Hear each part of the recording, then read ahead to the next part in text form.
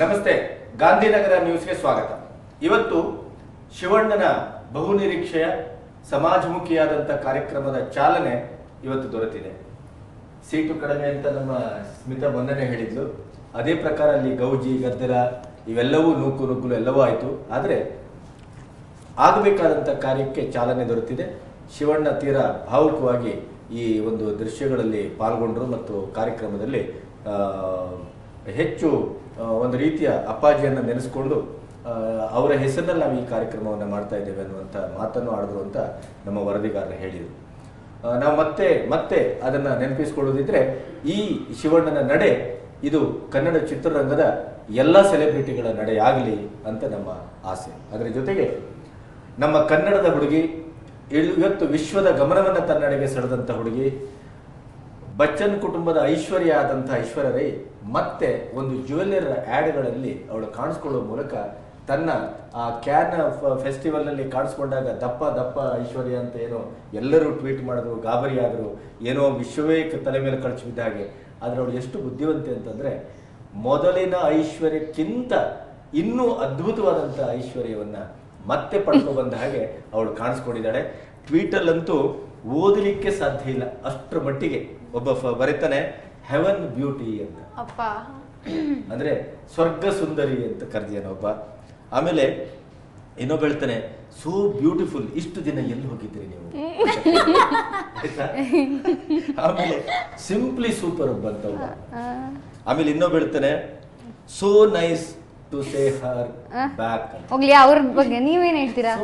ನಾನು ಯಾಕೆ ಇದನ್ನ ಹೇಳಿಕ್ಕೆ ನೀವೇನ್ ಹೇಳ್ತೀರಾ ಸರ್ ಕಮೆಂಟ್ ಅನ್ನು? ಒಂದು ವೃತ್ತಿಪರತೆ, ಜೀವನ ನಿಷ್ಠೆ, ಸಂಸಾರದಲ್ಲಿ ಹೇಗೆ ಇರಬೇಕು ಅನ್ನುವಂಥ ಒಂದು ಸಾಂಸ್ಕೃತಿಕವಾದಂಥ ಒಂದು ಆ ನಿಲುವು. ನಾವು ಐಶ್ವರ್ಯ ಅಂದರೆ ಕೇವಲ ನಟಿಯಲ್ಲ, ಐಶ್ವರ್ಯ ಕೇವಲ ಬಚ್ಚನ್ ಕುಟುಂಬದ ಸೊಸೆಯೂ ಅಲ್ಲ, ಐಶ್ವರ್ಯ ಕೇವಲ ಆರಾಧ್ಯಳ ತಾಯಿ ಅಲ್ಲ. ಆದರೆ ಇದೆಲ್ಲವೂ ಹೌದು.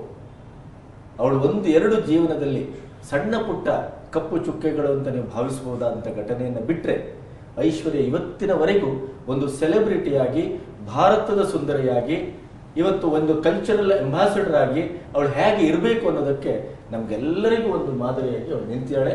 ಅದು ಎಕ್ಸ್ಪೆಷಲಿ ಬಾಲಿವುಡ್ನಂಥ ಹಿನ್ನೆಲೆಯಲ್ಲಿ ಬರುವಂಥ ನಟಿಯರಿಗೆ ಐಶ್ವರ್ಯ ಇವತ್ತಿಗೂ ಒಂದು ಮಾದರಿ ಅನ್ನೋದಕ್ಕೆ ಈ ಜನ ಮತ್ತೆ ಐಶ್ವರ್ಯ ಬರಬೇಕು, ಆಕ್ಟ್ ಮಾಡಬೇಕು, ನಿನ್ನ ನೋಡಬೇಕು, ಆ ಹಾತೊರೆವಿಕೆ ಇದೆಯಲ್ಲ ಅದು ಅವಳನ್ನು ಎತ್ತಿ ತೋರಿಸ್ತಾ ಇದೆ ಅಂತ ಅನಿಸ್ತದೆ.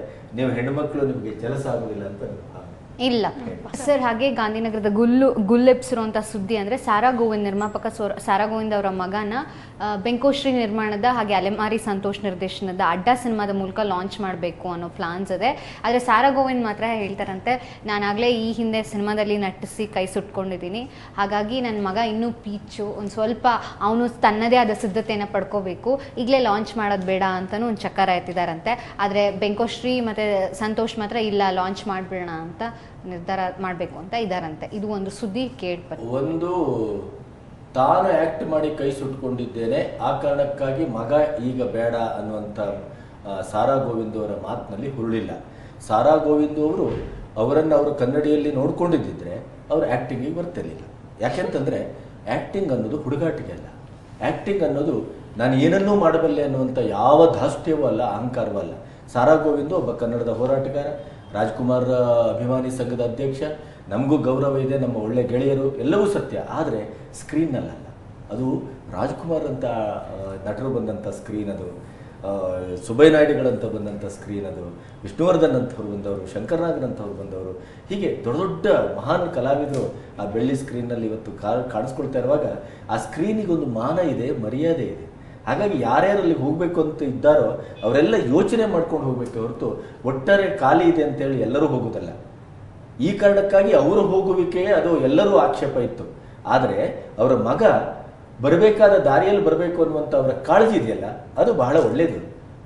ಯಾರದೇ ಮಗ ಆಗಲಿ, ಏನೇ ಆಗಲಿ, ಈ ರಾಜ್ಯದ ಏನು ಸಿನಿಮಾದ ಜನತೆ ಇದೆಯಲ್ಲ ಅದು ನಿಮಗೆ ಫ್ರೀಯಾಗಿ ಸಿಕ್ಕುವಂಥದ್ದಲ್ಲ.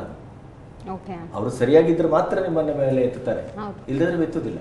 ಒಂದು ಮಗನನ್ನು ತರಬೇಕಾದ್ರೆ ಈ ಕಾಳಜಿ ಒಳ್ಳೇದು ಅಂತ ನನ್ನ ಭಾವ. ಅದರ ಜೊತೆಗೆ ಇವತ್ತು ನಿಮ್ಮ ಇಷ್ಟದ ಮೇರೆಯೂ ಹೌದು, ಬಹಳ ಕಾಲದಿಂದ ನಾವು ಅಂದ್ಕೊಳ್ತಾ ಇದ್ವಿ. ಇತ್ತೀಚೆಗೆ ನಾನು ಮದುವೆ ಆಗ್ತೇನೆ 3 ವರ್ಷದ ನಂತರ, ನನಗೆ ಹುಡುಗ ಬೇಕು, ಹುಡುಗ ಬೇಕಿದ್ರೆ ಎಂಥ ಹುಡುಗ ಬೇಕು ಅಂತೆಲ್ಲ ಪತ್ರಿಕೆಗಳಲ್ಲಿ ಮತ್ತು ಬರ್ತ್ಡೇ ಹೊತ್ತಿನಲ್ಲಿ ಮಾತಾಡಿ ಅದು ವಾದ ವಿವಾದ ಮತ್ತು ಕುಚೋದ್ಯ ರೋಮಾಂಚನಕ್ಕೆ ಕಾರಣವಾದಂಥ ಈ ಸಂದರ್ಭದಲ್ಲಿ ಶುಭಾ ಪುಂಜನನ್ನು ನಾವು ಕರೆದು ಮಾತಾಡೋಣ ಅಂತ ಅಂದ್ಕೊಂಡಿದ್ದೆವು. ಶುಭ ಆಗಲೇ ಬಂದಿದ್ದಾಳೆ. ಕ್ಯೂಟ್ ಆ್ಯಂಡ್ ಬಬ್ಲಿ, ತುಂಬ ಒಳ್ಳೆ ಹುಡುಗಿ. ಅವಳ ಅಂತರಂಗವನ್ನು ಈಗ ಕೆದ್ಕೋಣ. Over to Shubha.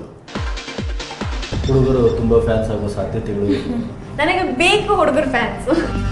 Sunny Leone ಸಿಕ್ಕಿದ್ರೆ ಮಾತ್ರ 1-2 ದಿವಸ ಕೂರಿಸಿ ಒಂದಷ್ಟು ಮಾತಾಡೋಕ್ಕಿದೆ ನನಗೆ.